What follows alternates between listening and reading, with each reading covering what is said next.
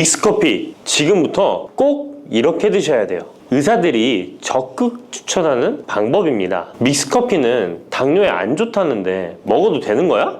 요즘 이렇게 질문하고 있지 않으신가요? 결론부터 말씀드리면 어떻게 먹는지에 따라 믹스커피는 건강에 도움이 될 수도 있고 안 될 수도 있습니다. 그래서 잘 알고 먹어야 하는 거죠. 지금부터 믹스커피에 대한 모든 것을 자세히 알아볼 텐데요. 영상 끝까지 보시면 믹스커피 성분, 효능, 부작용, 건강에 어떤 영향이 있는지와 사람에 따른 하루 권장량, 믹스커피와 같이 먹으면 정말 좋은 식품까지 그동안 몰랐던 믹스커피에 대한 모든 진실 아실 거예요. 제일 먼저 기억하실 게 믹스커피의 성분인데요. 믹스커피는 과연 어떤 성분으로 만들어졌을까요? 물론 믹스커피 제조사마다 성분이 조금씩 다르지만 가장 많이 드시는 믹스커피를 기준으로 말씀을 드릴게요. 믹스커피 성분 첫 번째는 프림입니다. 프림의 원료는 코코넛의 속살인데요. 코코넛 과육에서 채취한 식물성 지방을 분말로 만들어서 믹스커피의 프림으로 사용하는 것입니다. 근데 이 프림이 지방이니까 몸에 안 좋고 콜레스테롤 수치를 높인다 하는 분들도 있고 식물성 지방이라서 오히려 몸에 괜찮다 하는 분들도 있는데요. 어떤 게 맞는 걸까요? 정확히 말하자면 프림에 들어있는 지방은 코코넛에 추출한 식물성 지방이 맞긴 하지만 콜레스테롤을 대놓고 올리는 나쁜 포화지방이 맞습니다. 그런데 여기서 기억하셔야 할 것이 있는데요. 프림에 사용되는 주요 성분인 야자유는 중쇄지방산으로 일반적인 포화지방산과는 조금 다릅니다. 이 중쇄지방산은 일반적으로 체내에서 빠르게 흡수되어 에너지원으로 전환됩니다. 또한 일반적인 포화지방산과는 다르게 심혈관 건강에 악영향을 미치지 않고 소화에도 도움을 줄 수 있는 지방산이에요. 또한 믹스커피 프림에 들어있는 포화지방산은 그 양이 완전히 적다는 것입니다. 요플레 하나 정도에 들어가 있는 양이라고 할 수 있죠. 요플레는 건강을 위해 드시잖아요. 결국 믹스커피에는 몸에 안 좋은 포화지방산이 들어있지만 소량이라서 콜레스테롤 수치에 영향이 하루 한 잔 정도로는 매우 크게 좌지우지할 수 없다고 할 수 있습니다. 그리고 콜레스테롤에 대한 것도 잘 아셔야 하는데요. 우리가 식사하면서 섭취하는 콜레스테롤은 약 20%를 차지하고 나머지 80% 정도는 필요한 만큼 신체에서 자연적으로 합성됩니다. 그렇기 때문에 단순히 커피 한 잔 정도를 마신다고 해서 콜레스테롤 수치가 급격히 올라가거나 건강에 이상을 끼칠 정도의 영향을 주지는 않는다는 거죠. 믹스커피 성분 두 번째는 설탕입니다. 설탕은 당 성분으로 칼로리가 높아서 당연히 몸에 안 좋은 걸로 알고 계실 거예요. 더군다나 믹스커피에 들어있는 설탕은 정제 과정을 거친 백설탕이라 일반적인 설탕보다 흡수 속도가 어마어마하게 빠릅니다. 즉 믹스커피를 마신 후 만족감을 쉽게 느끼는 것은 그만큼 흡수율이 빠르기 때문인데요. 이 당이 소화 과정을 거치지 않고 곧바로 혈액에 녹아들게 됩니다. 왜 안 좋은지 아시겠죠? 근데 여기서 반전이 있어요. 믹스커피에는 설탕이 5g 정도밖에 안 들어있다는 건데요. 쉽게 설명하자면 우유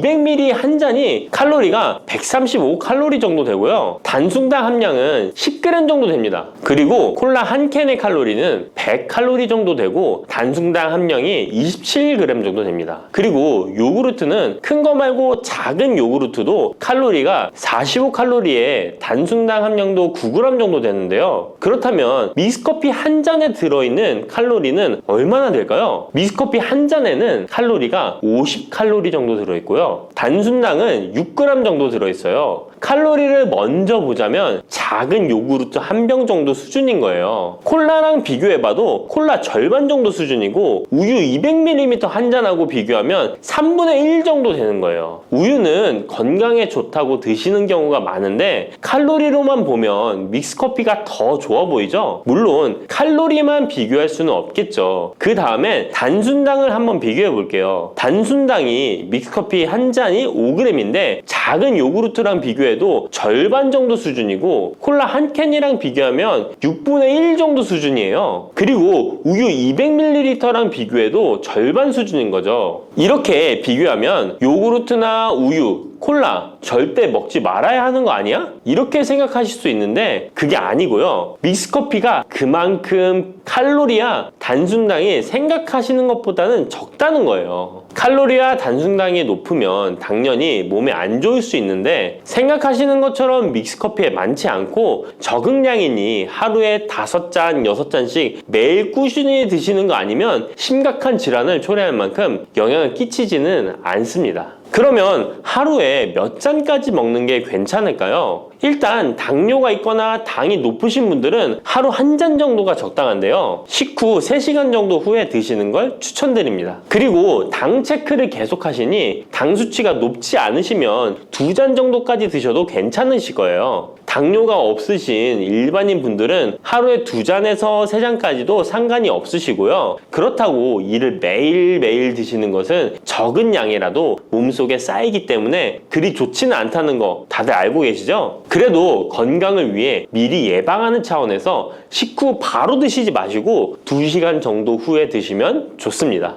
믹스커피의 성분 3번째는 커피에 들어있는 카페인입니다. 카페인에 대해 설명하기 전에 믹스커피도 일반 커피처럼 커피가 들어가 있기 때문에 커피 성분이 주는 효능이나 부작용도 나타날 수 있습니다. 먼저 커피의 효능을 보자면 커피의 효능 첫 번째, 암 예방 효과입니다. 미국 건강 매체 캔서 헬스에 따르면 ITPR3라는 물질은 대장암에서 간 전이에 기여하는 유전자의 발현을 유도해서 도미노 효과를 유발하는 물질인데 특별한 억제제는 아직 없지만 커피를 마시는 사람들에서 카페인이 이 ITPR3에 대한 억제 효과를 보인다는 것을 발표했고 카페인 섭취와 대장암 재발 및 사망률의 관계를 추적한 결과 하루 4잔 이상 커피를 마신 환자들이 전혀 마시지 않은 사람들에 비해 생존율이 현저히 향상된 것으로 규명된 바 있는 연구도 진행했었습니다. 이런 실험을 진행하면서 커피의 카페인에 대한 효능들이 지금까지 다양하게 연구되고 있는데요. 그렇다고 해서 커피를 무조건 많이 드시란 이야기는 아니고 또 믹스커피 자체가 이런 효능이 있다는 말도 아니에요. 커피에 카페인에 대한 몇 가지 실험을 이야기 드린 거고요. 그만큼 카페인에 대한 너무 부정적인 인식을 변화시켜 보시라고 말씀드리는 거예요. 커피의 효능 두 번째는 기억력 회복 효과입니다. 서울대 식품생명공학부 교수님께서 쥐의 인지 능력을 실험했는데요. 쥐를 물에 빠뜨린 뒤 안전한 장소에 도착하는 시간을 측정해 봤더니 평균 10초 정도 걸렸습니다. 그 쥐들에게 기억력을 손상시킬 수 있는 물질들을 투입하고 같은 실험을 했을 때 안전한 장소를 발견하는데 최대 40초가 걸렸습니다. 이 쥐들은 두 그룹으로 나눠 한 그룹은 하루에 3잔의 커피를, 다른 그룹은 6잔의 커피를 주입했습니다. 그 결과 하루 3잔의 커피를 준 쥐들은 20초로 빨라졌습니다. 그런데 하루 6잔을 주입한 쥐들은 거의 정상으로 돌아왔고 평균 10초 정도 걸렸습니다. 이런 결과에 따르면 커피가 기억력 회복에 확실히 도움이 되었다고 할 수 있는 실험도 있다고 간략히 소개해드리는데 참고로 이 실험에서는 일반 카페인 커피와 디카페인 커피 두 종류를 같이 실험했는데 거의 똑같은 효과를 보였습니다. 결론은 커피에 카페인이 없어도 커피에 들어있는 클로로겐산 등 각종 항산화제 성분 덕분에 기억력 회복 효과가 높아졌다는 것입니다. 정말 놀랍지 않나요? 나이가 들어가면 기억력이 안 좋아지고 인지 능력 장애가 오면서 더 나아가서는 치매가 올 수도 있는데 커피의 성분이 이런 질병을 예방할 수 있다니 너무 커피를 부정적인 시각으로 보시지 않아야겠죠? 그렇다고 남용하면 안 되시고 모든 사람에게서 동일한 실험 효과가 나타나는 것이 아니니 자신의 상태를 잘 알고 드셔야겠죠? 다만 카페인에 예민하신 분들은 믹스커피나 일반 카페인 커피를 드시면 잠을 잘 못 주무실 수도 있으니까 디카페인 커피를 추천드립니다.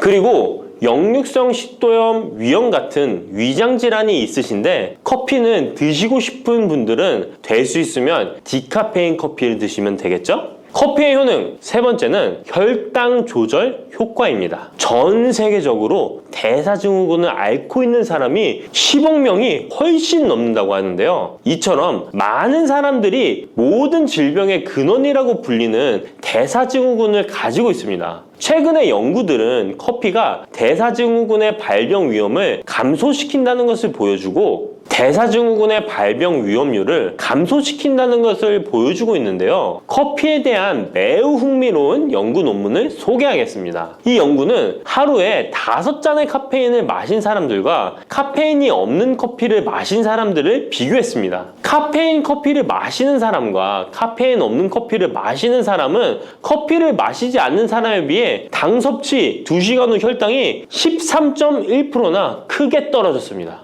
이 외에도 카페인의 혈당에 관계된 실험들도 많이 존재하는데요. 카페인도 적절한 용량, 그렇다고 음료에 들어가 있는 합성 카페인을 말씀드리는 건 아닙니다. 적절히 섭취하면 큰 부작용 없이 드실 수 있다는 것을 말씀드리는 거예요. 커피 효능, 네 번째는 다이어트 효과입니다. 다이어트라는 사람들이 운동하기 전에 커피를 마시고 나서 운동을 한다면 카페인이 신진대사를 빠르게 함으로써 운동 효과를 증진시키기 때문에 체중 감량에 도움을 줄 수 있습니다. 뿐만 아니라 커피에는 카페인 성분이 포함되어 있는데요. 당연하게도 믹스커피에 포함된 커피에도 카페인이 포함되어 있고요. 이런 카페인은 적절한 용량을 섭취한다면 신체적 피로 해소와 소화 기능 개선과 같은 효능을 누릴 수 있습니다. 오전에 커피 한 잔을 마시면 화장실에 가고 싶어지는 것도 커피에 카페인 성분이 장 운동을 활발하게 해주는데 영향을 주기 때문입니다. 카페인 성분이 장 운동을 활발하게 해주는데 영향을 주기 때문입니다. 물론 이뇨작용도 활발히 해줘서 소변도 조금 더 많이 보게 되긴 합니다. 다시 돌아가서 믹스커피에 들어있는 세 번째 성분 카페인에 대해 알아볼게요. 믹스커피에 포함된 카페인 용량은 제품마다 차이가 있을 수 있어요. 하지만 평균적으로 60mg 가량의 카페인이 한 잔 용량의 믹스커피에 포함되어 있는데요. 이는 일반적인 아메리카노 대비 3분의 1 수준에 해당하는 수치입니다. 결과적으로 믹스커피의 카페인은 일반 아메리카노보다도 훨씬 적게 들어있는 거죠. 그렇다면 식약처에서 권고하는 카페인 1일 최대 섭취량은 얼마나 될까요? 일반 성인의 경우 카페인 최대 섭취량은 400mg 정도이고요. 어린이나 청소년은 체중 1kg당 2.5mg 이하, 임산부는 200mg 정도입니다. 그러나 임산부의 경우에는 카페인이 태아에 미치는 영향이 조금이라도 있으니 안 드시는 게 좋겠죠? 콜라 한 캔에 카페인이 보통 35mg 정도 들어있으니 믹스커피가 카페인 함량도 크지 않다는 걸 알 수 있습니다. 여기서 잠깐! 그렇다면 믹스커피와 같이 먹었을 때 효과를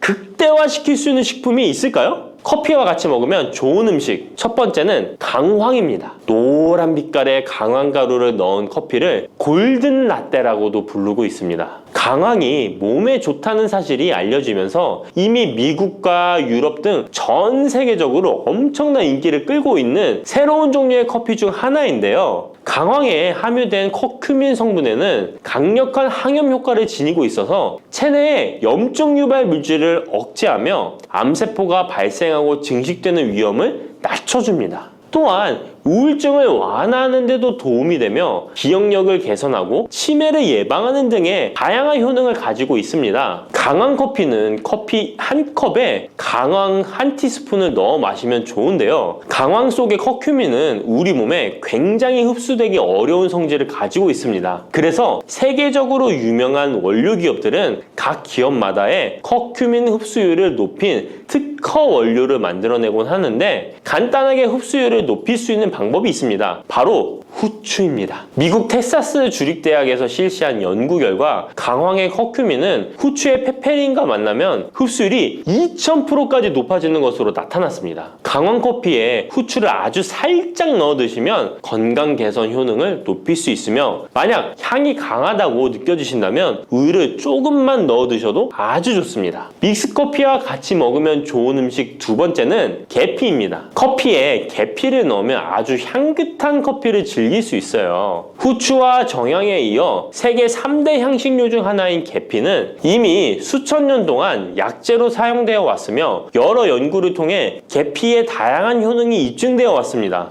커피의 원료 생산지인 멕시코에서도 커피에 시나몬 스틱을 넣은 커피를 즐겨 마신다고 합니다. 미국 당뇨협회가 발표한 연구에 따르면 제2형 당뇨병 환자에게 계피를 투여하자 혈당 중성지방 수치는 낮아지고 좋은 콜레스테롤 수치는 높아졌다고 해서 블랙커피에 계피 2분의 1 티스푼을 넣은 후에 섞어 마시는 것이 황금 비율이라고 하니 한번 참고해서 드셔보시면 좋을 것 같네요. 특히 혈액순환에도 아주 좋습니다. 믹스커피와 같이 먹으면 좋은 음식 세 번째는 생강입니다. 강력한 항산화 성분을 가진 생강은 커피에 넣어 함께 곁들여 마시면 생강의 알싸한 맛이 부드러워지면서 향긋한 생강커피를 즐길 수 있습니다. 생강의 매운맛을 내는 쇼가올과 진저롤 성분이 혈중 콜레스테롤을 낮춰서 동맥경화나 뇌경색 등을 예방하며 항염, 항암 효과가 뛰어나서 암을 유발하는 종양세포의 성장을 억제하는 등의 다양한 효능을 지니고 있습니다. 특히 기관지를 확장시키는 효과가 있어서 기관지염이나 천식, 비염을 달고 사시는 분들은 자주 섭취하시면 아주 좋습니다. 추가로 생강에는 디아스타제라는 단백질 분해 요소가 있어서 식후 커피에 생강가루를 넣어 마시면 장 운동을 촉진해 더부룩한 속을 해소하는 데에도 도움을 얻을 수 있습니다. 드시는 방법은 커피 한 컵에 생강가루 한 티스푼을 넣어 드시면 되고, 생강의 맛이 걱정되신다면 처음에는 조금씩 넣어서 서서히 맛을 익혀가는 것도 좋은 방법이라고 할 수 있습니다. 제가 말씀드린 방법이 무조건 믹스커피를 먹어라 먹지 말아라 하는 말은 아니고, 믹스커피에 대한 오해와 건강을 걱정하시는 분들께 어떤 식으로 먹으면 조금이나마 건강에 대한 걱정을 덜게 만들어 줄까 하는 의문에서 시작한 것이기 때문에 오해 말고 편안하게 들어주시면 좋겠습니다.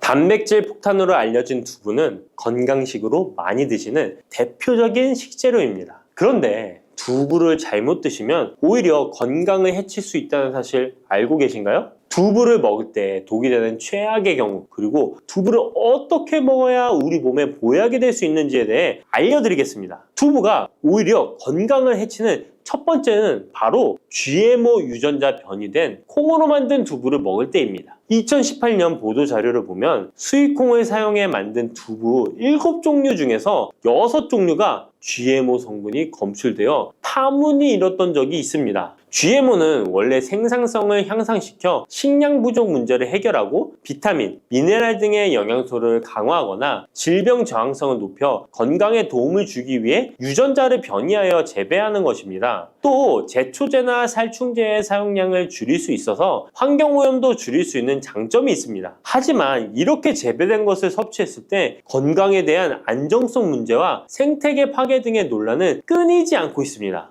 우리나라에서는 GMO 재배를 법으로 금지하고 있으며 많은 나라들이 GMO의 수입과 생산을 규제하고 있습니다. GMO 식품을 꾸준히 섭취할 경우 건강에 문제가 생길 수 있는데요. 2년 동안 실험지 200마리에게 GMO 옥수수를 먹인 실험 결과 20%의 쥐에서 종양이 발생했고, 종양의 크기도 컸는데요. 종양의 크기가 탁구공만큼 크게 자란 쥐도 발견됐는데 쥐 전체 몸무게의 4분의 1에 해당되는 무게였다고 합니다. GMO 표기가 의무이기 때문에 GMO 표기가 없는 식품을 사 먹으면 되지만, 문제는 식품을 몇 차례 가공 과정을 거쳐 GMO의 DNA나 단백질이 남아있지 않은 식품은 GMO 표기를 하지 않아도 된다는 규정이 있기 때문에 소비자로서는 불안할 수밖에 없는데요. 따라서 두부를 구매하실 때 원료가 수입산이 아닌 국내산 콩으로 만든 두부를 사 드시길 바랍니다. 우리나라는 GMO 재배 자체가 금지이기 때문에 국내에서 재배된 식품은 안심하고 드셔도 됩니다. 두부가 건강을 해치는 두 번째는 바로 유부를 드시는 것입니다. 유부는 두부를 기름에 튀겨서 만드는 건데요. 유부를 먹는 방법에는 대표적으로 유부초밥이 있지만 이외에도 다양한 요리의 재료로 사용됩니다.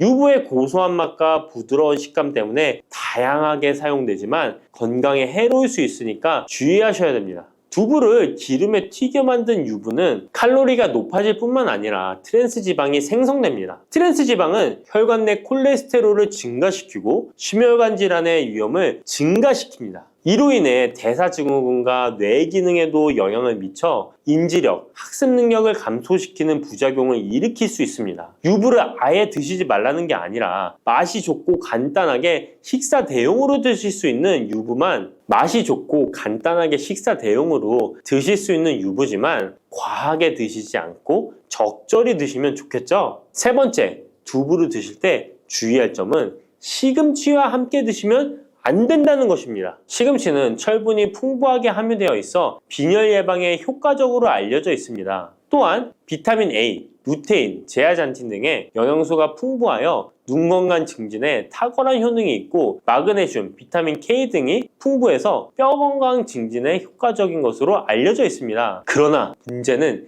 시금치에 함유된 옥살산입니다. 이 옥살산이 두부의 칼슘과 결합하여 수산칼슘이라는 성분이 만들어지는데 이 성분이 결정을 이루어 신장이나 요로에 쌓여 결석이 됩니다. 신장결석, 요로결석이 되어 극심한 통증을 유발할 수 있다는 것입니다. 시금치를 드실 때는 두부와 같이 칼슘이 많은 음식을 피하시고 별도로 섭취하시는 게 좋겠습니다. 네 번째, 두부를 드실 때 오히려 해가 되는 경우는 갑상선이 약하신 분들입니다. 두부에는 사포닌이라는 성분이 함유되어 있는데 사포닌을 많이 섭취하게 되면 요오드가 몸 밖으로 과도하게 배출될 수 있습니다.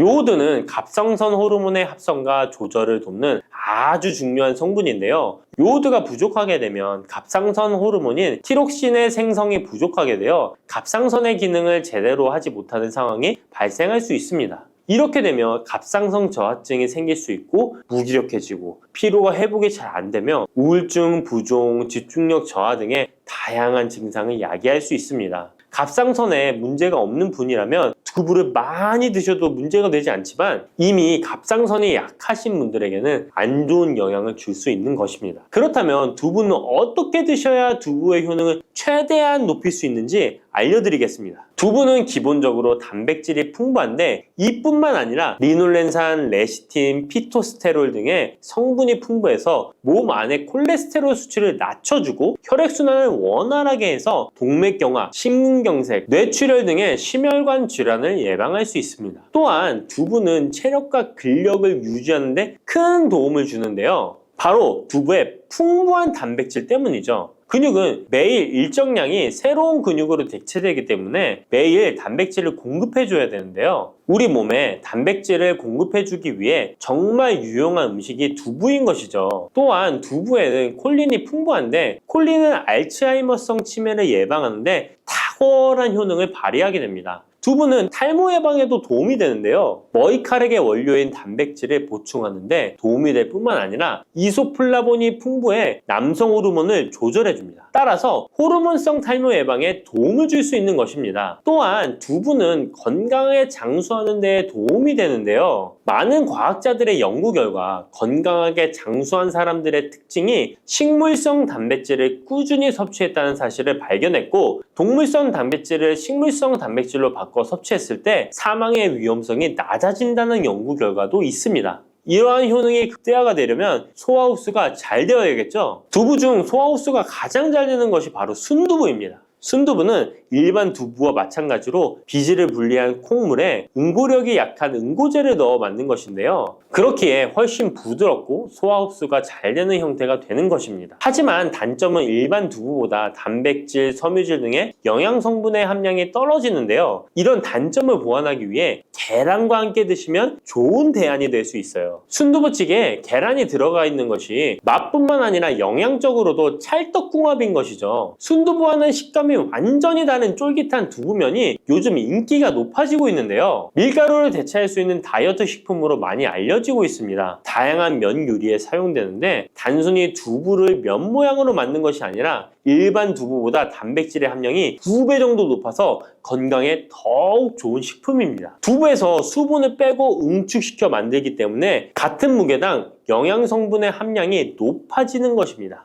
두부는 양배추와 함께 드시면 좋은데요. 두부는 단백질이 풍부하지만 비타민C와 섬유질이 부족한데 양배추와 함께 드시면 모든 영양소를 골고루 섭취할 수 있게 되는 것입니다. 또 귀리를 넣은 잡곡밥과 함께 드시면 좋은데요. 귀리에 풍부하게 함유된 식이섬유와 베타글루칸과 두부의 단백질, 칼슘을 충분히 섭취할 수 있는 것입니다. 두부는 그리고 미역과 김, 다시마와 같은 해조류와 함께 드시면 좋은데요. 이런 해조류와 함께 드시게 되면 두부의 단백질을 흡수하는데 극대화가 되고 두부의 사포닌으로 인한 요오드 배출을 해조류의 풍부한 요오드 성분이 상쇄시켜 줄 수 있는 것입니다. 두부와 함께 먹으면 좋은 음식으로는 토마토가 있습니다. 토마토에는 라이코펜이라는 강력한 항산화 성분이 함유되어 있어서 세포의 노화를 방지하고 활성산소를 제거하여 혈관을 건강하게 보호하며 암을 예방하는 효능도 있습니다. 두부와 토마토 그리고 계란까지 함께 살짝 볶아 드신다면 풍부한 영양 성분을 섭취할 뿐만 아니라 암 예방과 체중 감량에도 좋고 피부 미용에도 탁월한 효능을 누릴 수 있습니다. 미역과 이것 함께 드시면 당뇨가 사라지고 치매가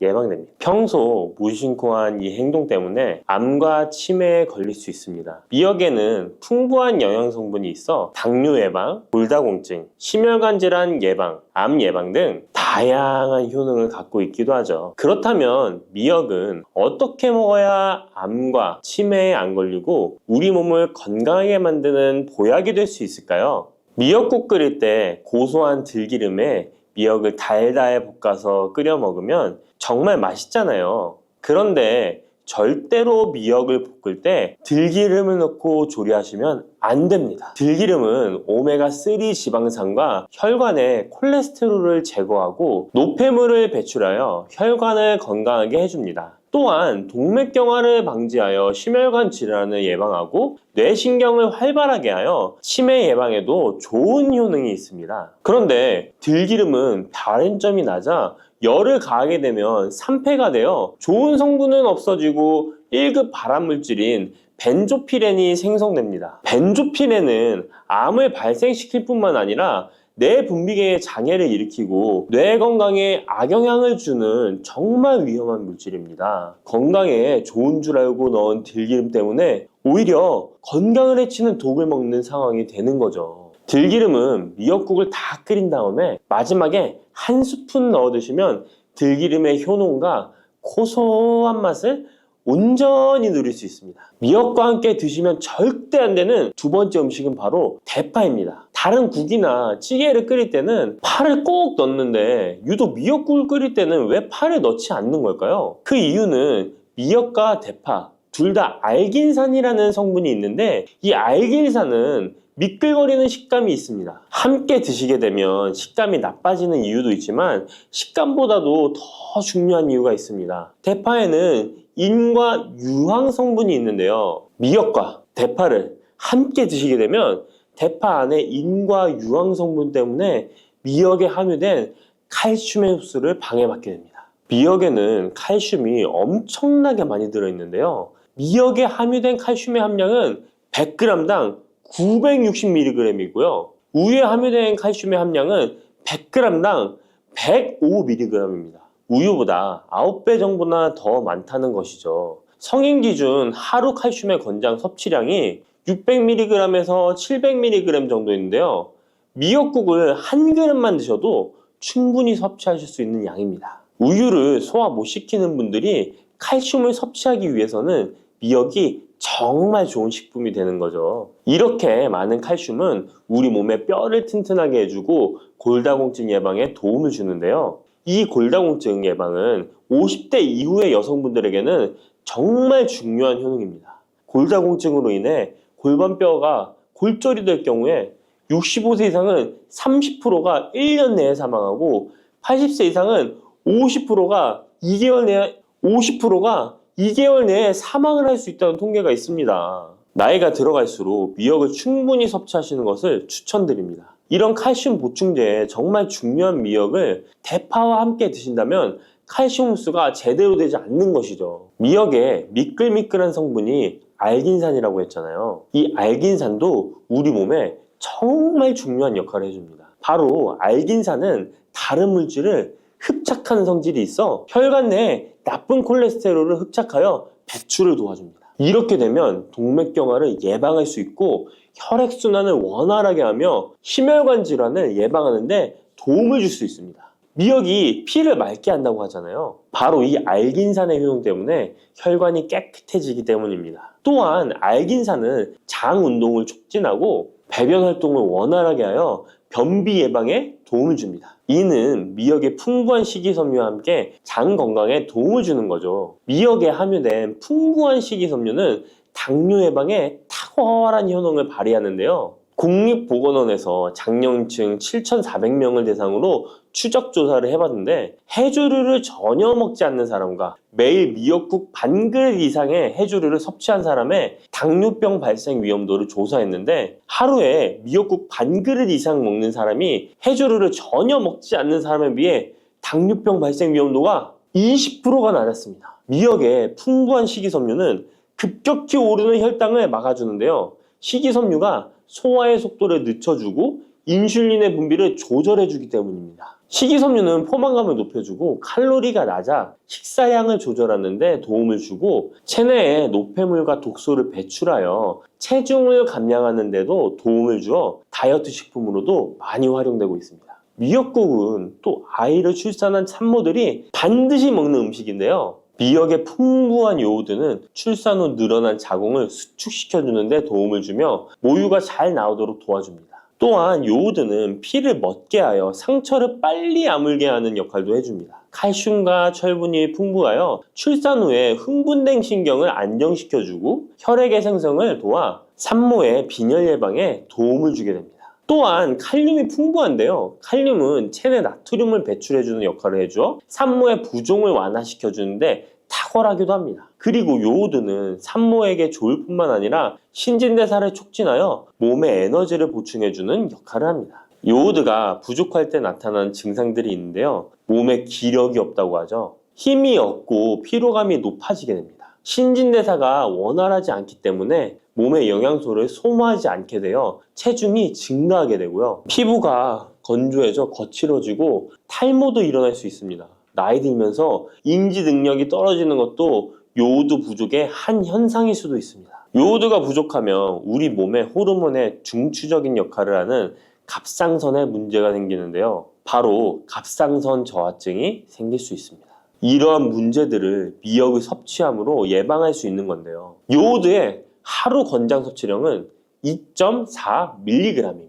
미역국 한 그릇에는 요오드가 약 1.1mg 정도 함유되어 있으니 미역국은 하루에 한두 그릇만 드시길 바랍니다. 요오드는 과하게 섭취하게 돼도 문제가 생기는데요. 요오드의 섭취량이 많아지면 갑상선염이나 다른 갑상선 질환도 유발할 수 있습니다. 특별히 갑상선이 약하신 분들은 미역을 섭취하는데 주의하셔야겠습니다. 갑상선은 우리 몸에서 가장 중요한 내분비 기관 중 하나인데요. 갑상선은 목 부분, 기관지 아래에 위치한 나비 모양의 내분비 기관인데요. 중요한 여러 기능을 하지만 그 중에서도 대사율을 조절하는 역할이 있습니다. 갑상선에 T3, T4 호르몬을 분비하여 우리 몸의 에너지 소비와 체온 조절을 하는데 중요한 역할을 하게 됩니다. 갑상선 호르몬은 신경 시스템의 정상적인 기능을 유지하는데 꼭 필요한데요. 호르몬이 제대로 분비되지 않아 수치가 너무 높거나 낮게 되면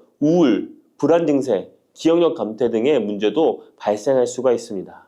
이 갑상선 호르몬에 영향을 미치는 것 중에 요오드가 있는데요. 요오드가 부족하면 세계보건기구에서는 뇌세포가 손상되고 치매가 발생할 수 있다고 보고하고 있습니다. 갑상선 저하증이나 항진증이 있는 분들이 요오드가 많은 미역을 많이 드시면 오히려 건강을 더 해칠 수가 있습니다. 건강하신 분들은 미역을 많이 드셔도 호르몬 조절이 잘 되어 문제가 없지만 갑상선에 문제가 있어서 호르몬 조절이 잘 안 되는 분들은 이 요오드의 수치가 높아지게 되면 체내에 활성산소가 증가하게 되어 염증을 일으키고 갑상선염을 유발하고 극히 드물지만 심해지면 갑상선 암으로도 발전시킬 가능성도 있습니다. 따라서 갑상선에 문제가 있는 분들은 미역을 드실 때 주의하셔야 합니다. 날이 갈수록 암의 발병률이 높아지고 있어서 암에 대한 관심도가 높아지는 것이 사실이죠. 이처럼 미역에는 강력한 항암 효과가 있어 건강식품으로도 아주 좋은데요. 미역에는 요오드, 식이섬유, 칼슘, 비타민 등 많은 영양소가 있다고 했잖아요. 그런 것보다 훨씬 중요한 것이 있습니다. 바로 후코이단이라는 성분인데요. 이 성분이 바로 강력한 항암 작용을 한다고 알려져 있습니다. 코이단 성분은 미역의 줄기보다 미역귀에 7배나 많이 들어있어 요즘에 미역귀가 항암식품으로 많이 알려져 있습니다. 이 후코이단은 암세포가 스스로 사멸되도록 유도하는 효능이 있습니다. 이러한 효능으로 암세포가 생기는 것을 막아주고 전이 되는 것도 방치할 수 있는 거죠. 후코이다는 특히 폐암, 간암, 대장암, 유방암, 백혈병에 효능이 좋다고 입증된 논문들이 발표되기도 했습니다. 후코이다는 항암 작용 외에도 콜레스테롤 혈관에 흡착되지 않도록 막아주고 혈류를 원활하게 해주어 혈관을 건강하게 해주는 역할을 해줍니다. 이렇게 혈관을 깨끗하게 해주어 뇌졸중과 뇌경색, 심근경색 등의 심혈관 질환도 예방할 수 있습니다. 미역귀와 함께 토마토를 드시면 항암 효과를 극대화할 수 있는데요. 토마토가 채소의 왕으로 불리며 우리 몸에 정말 좋다는 사실 알고 계시죠? 토마토에는 라이코펜이라는 항산화 성분이 풍부하게 함유되어 있습니다. 라이코펜은 강력한 항산화 작용으로 몸 안의 활성산소를 제거하여 혈관을 건강하게 하고 염증을 제거하여 노화를 예방할 뿐만 아니라 미역의 후코이단과 만나 암세포를 제거하는 강력한 항암작용을 하게 됩니다. 미역과 함께 드시면 효과가 극대화되는 음식으로는 두부가 있습니다. 콩으로 만든 두부는 식물성 단백질이 풍부해서 건강식품으로 우리 식탁에 정말 많이 올라오죠. 두부에는 단백질뿐만 아니라 사포닌 성분도 풍부하게 함유되어 있습니다. 사포닌은 인삼, 홍삼, 더덕 등에도 풍부하게 함유되어 있는 성분인데요. 이 사포닌은 면역력을 강화하고 체내의 활성산소를 제거하여 노화를 방지하고 항암 작용도 하여 암을 예방하기도 합니다. 정말 기적과 같은 성분입니다. 그런데 이 사포닌의 단점이 체내에 요오드를 배출하여 요오드 결핍이 있는 분들은 주의하셔야 하는데 미역과 함께 드신다면 미역에 함유된 풍부한 요오드와 사포닌의 만남으로 미역의 섭취로 과다할 수 있는 요오드의 양을 두부의 사포닌이 배출시켜주어 걱정 없이 드실 수 있게 되는 것이죠. 칼슘은 뼈를 튼튼하게 만들어준다고 상식적으로 알고 계시잖아요. 우리 몸에는 칼슘이 많아도 골다공증이 생긴다는 사실 들어보셨나요? 칼슘이 풍부한 우유를 많이 마시는 덴마크나 스웨덴 같은 나라에서 골다공증이 많다고 합니다. 오히려 많은 칼슘이 오히려 혈관이나 심장에 쌓여서 석회화를 일으켜 건강을 해치게 되는데요. 그렇다고 칼슘이 많은 음식을 안 먹을 수도 없고 어떻게 해야 할까요? 걱정하지 마세요. 해결책 바로 알려드릴게요. 그것은 바로 계란과 함께 드시면 해결됩니다. 계란에 들어있는 다양한 영양 성분이 오스테오칼신이라는 단백질을 활성화시켜 주는데 이 단백질은 뼈를 강화하고 칼슘이 뼛속으로 제대로 흡수할 수 있도록 도와줍니다. 이 오스테오칼신을 활성화해주는 역할을 하는 게 비타민 K2인데 우리나라에서는 허가가 늦게 나서 그동안 정식으로 섭취 못했던 비타민 K2도 지금은 허가가 나서 요새 영양제를 보면 칼슘과 마그네슘, 비타민 D와 비타민 K까지 같이 들어있어 칼슘의 흡수를 더욱 용이하게 만들어주는 영양제도 쉽게 찾아볼 수 있습니다. 그런데 이렇게 칼슘을 아무리 많이 섭취해도 흡수가 안 돼 그대로 혈관에 남게 되면 쌓이고 쌓여서 석회화를 유발시킬 수 있겠죠? 이처럼 미역과 계란을 함께 섭취하면 칼슘의 흡수를 도울 뿐 아니라 우리 몸의 pH 균형을 잡아주는 데도 중요한 역할을 해줍니다. 미역은 알칼리성 식품이고 계란은 산성 식품으로 같이 섭취하면 약 알칼리성 상태로 유지시켜줍니다. 게다가 소화에도 좋고 미역은 단백질과 잘 어울리니 계란과 함께 먹으면 소화도 잘 되고 우리 몸의 흡수도 잘 된답니다. 부추와 이것을 함께 드시면 죽어가던 혈관이 살아나고 치매가 예방됩니다. 부추에는 항산화 성분과 각종 비타민, 칼슘, 칼륨 등의 미네랄 성분이 풍부하여 간 해독에 좋고 콜레스테롤을 낮추며 당뇨 예방과 조절에 도움이 되고 심혈관 질환을 예방하는 데에도 탁월한 효능이 있습니다. 부추가 건강에 도움이 된다는 사실은 많은 분들이 알고 계시지만 부추의 효능에 대해 자세히 알고 계신가요? 부추의 효능, 함께 먹으면 보약이 되는 음식과 부추를 드실 때 주의할 점, 그리고 부추의 특별한 조리법까지 모두 알려드릴게요. 같이 먹으면 좋은 음식 첫 번째는 두부입니다. 두부는 기본적으로 단백질이 풍부하며 리놀렌산, 레시틴, 피토스테롤 등의 성분이 풍부해서 몸 안에 콜레스테롤 수치를 낮춰주고 혈액순환을 원활하게 하여 동맥경화, 심근경색, 뇌출혈 등의 심혈관 질환을 예방할 수 있습니다. 그리고 두부는 체력과 근력을 유지하는 데 큰 도움을 주는데요. 바로 두부의 풍부한 단백질 때문이죠. 근육은 매일 일정량이 새로운 근육으로 대체되기 때문에 매일 단백질을 공급해줘야 하는데요. 우리 몸에 단백질을 공급해주기 위해 정말 유용한 음식이 두부인 것이죠. 또한 두부에는 콜린이 풍부한데, 콜린은 알츠하이머성 치매를 예방하는데 탁월한 효능을 발휘합니다. 그리고 두부는 건강하게 장수하는 데 도움이 되는데요. 많은 과학자들의 연구 결과 건강하게 장수한 사람들의 특징이 식물성 단백질을 꾸준히 섭취했다는 사실을 발견했고, 동물성 단백질을 식물성 단백질로 바꿔 섭취했을 때 사망의 위험성이 낮아진다는 연구 결과도 있습니다. 이런 두부와 부추가 만나게 되면 심혈관 질환을 예방하는데 시너지 효과가 나오게 됩니다. 부추의 풍부한 황화아릴 성분이 혈관 내의 노폐물을 제거해주고 나쁜 콜레스테롤도 녹여주는 효과가 있는데요. 그렇게 되면 혈액은 깨끗해지고 혈액순환이 원활하게 되어 심혈관 질환을 예방할 수 있습니다.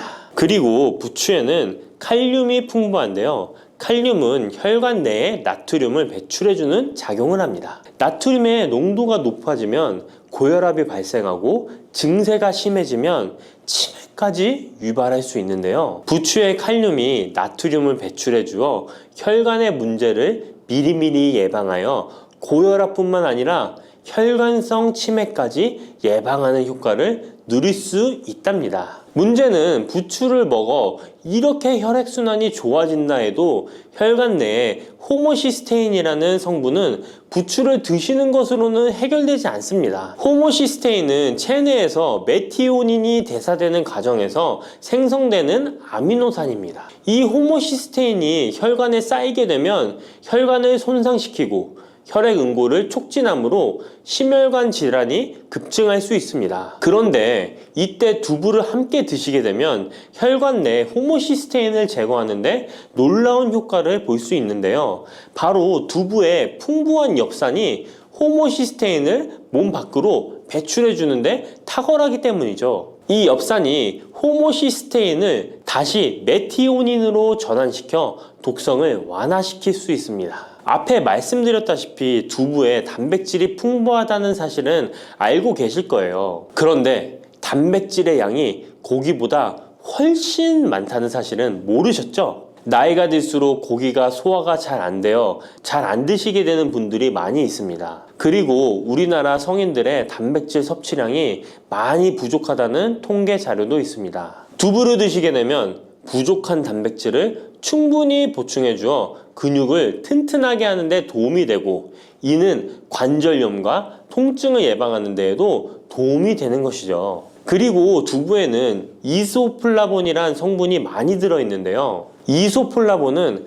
칼슘의 흡수를 도와주고 뼈에서 칼슘이 빠져나가는 증상까지 막아주는 효능이 있습니다. 이런 효능으로 노년기 골다공증을 예방하는 데 큰 역할을 해줄 수 있죠. 다만 이런 두부는 찬 성질을 가지고 있어 몸이 찬 분들이 드시면 소화가 잘 안 될 수 있는데요. 부추와 함께 드시면 이런 문제를 해결할 수 있습니다. 부추는 따뜻한 성질을 가지고 있기 때문에 두부의 찬 성질을 중화시켜 줄 수 있습니다. 그럼 두부와 부추를 함께 드시는 방법 알려드릴게요. 먼저 두부를 면포에 담아 물기를 빼주며 으깨주세요. 으깬 두부와 잘게 썬 부추에 계란을 넣어 반죽을 해줍니다. 그리고 달궈진 팬에 기름을 넣어 주시는데요. 이때 기름은 오메가3가 풍부한 올리브유나 들기름을 사용해 주세요. 반죽을 넣고 잘 부쳐주면 두부 부추전이 완성됩니다. 두 번째, 부추와 함께 먹으면 보약이 되는 음식은 사과입니다. 부추를 사과와 함께 드시게 되면 사과의 풍부한 항산화 물질들이 혈관을 보호하고, 유기산이 우리 몸의 신진대사를 촉진해 주어 몸속에 생성되는 발암 물질들을 몸 밖으로 빠르게 배출시켜 줍니다.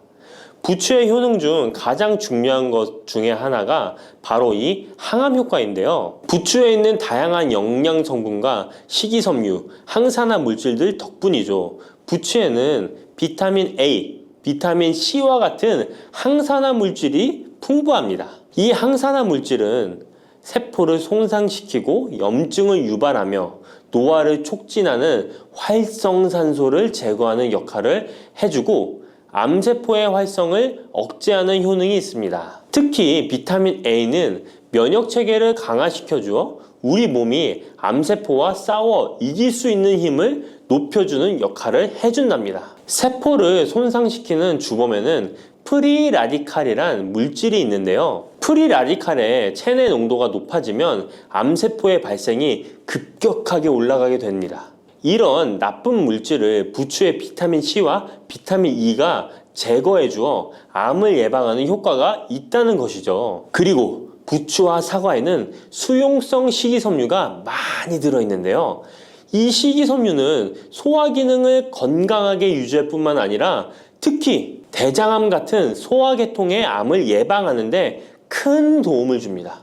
그리고 식이섬유가 풍부한 부추와 사과는 혈당 관리에 도움을 주어 당뇨를 예방하고 개선하는데 큰 역할을 하는데요. 식이섬유는 혈관 내에 콜레스테롤을 배출하는 데 도움을 주고 당 성분이 장에서 천천히 흡수되도록 해주어 혈당이 급격히 오르는 것을 방지해 줍니다. 이렇게 되면 췌장에서 인슐린이 분비되는데 충분한 시간을 벌어주어 췌장이 혹사되는 것도 예방해 주는 것이죠. 그럼 부추와 사과는 어떻게 드시면 좋을까요? 먼저 각종 채소로 샐러드를 만들어 드실 때 부추와 사과를 채를 썰어 함께 드셔도 정말 맛있게 드실 수 있습니다. 그리고 부추와 사과를 함께 갈아서 주스로 만들어 드셔도 좋은데요. 만드는 방법도 아주 간단합니다. 먼저 잘 씻은 부추를 적당한 크기로 잘라주시고 사과도 가운데 씨를 빼고 적당하게 잘라줍니다. 믹서기에 넣고 물 1컵, 올리브 오일을 1스푼 넣어줍니다. 올리브 오일을 넣으면 부추의 영양 성분 흡수율을 몇 배나 올려줄 수 있습니다. 이렇게 넣고 갈아주기만 하면 부추 사과 주스 완성입니다. 세 번째, 부추와 함께 먹으면 보약이 되는 음식은 돼지고기입니다. 부추의 강력한 생명력은 지친 간을 되살리는데도 그 효능이 뛰어나 간에 쌓인 독소를 제거하는데도 효과적인데요. 부추에 함유된 베타카로틴과 클로로필 같은 간세포를 보호하고 간의 재생을 촉진해주는 역할을 해줍니다. 그리고 부추에 함유된 사포닌 성분은 지방간을 예방하고 간의 부담을 덜어주는데 많은 도움을 줄 수 있습니다. 또한 황화알릴이라는 성분이 풍부한데 이 성분은 간의 면역력을 강화해주고 간의 여러 질환을 예방해주는 효능이 있습니다. 여러분 혹시 글루타치온이라는 영양제 들어보셨나요? 부추에는 체내에서 이 글루타치온을 합성할 때 필요한 황화합물이 풍부하여 간의 해독작용을 높여줄 수 있습니다. 이때 돼지고기를 부추와 함께 드시면 우리 몸에 보약이 되는데요. 부추의 알레신 성분이 돼지고기의 비타민 B1의 흡수율을 높여줍니다. 또한 부추의 따뜻한 성질이 돼지고기의 찬 성질을 보완해 주어 소화가 잘 되도록 도와주고 위장 건강에 도움을 줄 수 있습니다. 그리고 영양학적으로도 서로 보완이 되어 균형 잡힌 식사가 될 뿐만 아니라 혈액순환 개선, 면역력 강화, 피로 해소, 에너지 증진, 항암 효과 등을 더 효과적으로 얻을 수 있습니다. 그렇다면 부추와 돼지고기는 어떻게 드시면 될까요? 돼지고기 수육을 부추와 함께 쌈을 싸서 드셔도 좋지만 반찬으로 만들어 먹을 수 있는 방법을 제가 알려드릴게요. 바로 돼지고기 부추볶음인데요. 먼저 부추를 적당한 크기로 잘라 준비해 주시고 돼지고기는 길쭉하고 얇게 썰어줍니다. 잘 달궈진 팬에 올리브유를 둘러주시고 부추와 돼지고기를 한 번에 넣고 볶아줍니다. 이때 대파와 다진 마늘을 넣어주시고 간장으로 간을 해주시면 됩니다. 다 볶아진 후에 들기름을 살짝 곁들여 주시면 고소함이 폭발할 뿐만 아니라 영양도 만점인 보약 반찬이 완성됩니다. 참고로 돼지고기 대신 오리고기를 사용해도 훌륭한 요리가 된답니다. 네 번째, 부추와 함께 먹으면 보약이 되는 음식은 브로콜리입니다. 브로콜리는 세계 10대 슈퍼푸드 중 하나로 선정될 만큼 건강에 좋은 채소입니다. 브로콜리에는 항산화 물질인 비타민 E, 베타카로틴, 비타민 C 등이 풍부하게 함유되어 있어 혈관 속의 활성산소를 제거하여 세포의 노화를 방지하는 효과가 있습니다. 그리고 설포라판이라는 항암 성분도 풍부하여 암세포의 성장을 억제하고 암 예방에 효과적인 놀라운 식물이죠. 또한 비타민 A가 풍부하여 눈 건강에도 아주 좋은 효능을 발휘합니다. 이 비타민 A는 부추에도 풍부하여 함께 드실 때 시너지 효과를 누릴 수 있게 되는데요. 비타민 A는 로놉신의 합성을 도와 야맹증을 예방해주고 눈의 점막을 만들어내는 효능이 있어 안구 건조증을 예방하고 눈시림 증상을 완화시켜줄 수 있습니다. 또한 비타민 C는 활성산소를 제거하여 안구세포를 보호해주고 눈의 혈관을 건강하게 유지시켜주어 망막이 손상되는 것을 막아줍니다. 이런 효능으로 눈이 충혈되는 것과 통증을 완화시켜줄 수 있습니다. 눈 질환 중에 황반변성은 노인의 실명 원인 1위로 매우 위험한 질병인데요. 부추와 브로콜리에 풍부하게 들어있는 비타민 E가 예방해 줄 수 있습니다. 황반변성은 안구의 급격한 노화로 인해 발생하는데 비타민 E가 노화를 막아주는 효능이 있어 황반변성을 예방하는 데 도움을 줍니다. 이 비타민 E는 비타민 C, 비타민 A와 함께 먹을 때 우리 몸에서 흡수율이 올라가는데요. 그렇기 때문에 부추와 브로콜리를 함께 먹으면 눈을 건강하게 하는데 높은 시너지 효과를 가질 수 있습니다. 그렇다면 부추와 브로콜리는 어떻게 드실 수 있을까요? 지금 바로 함께 먹는 특급 조리 방법을 알려드릴게요.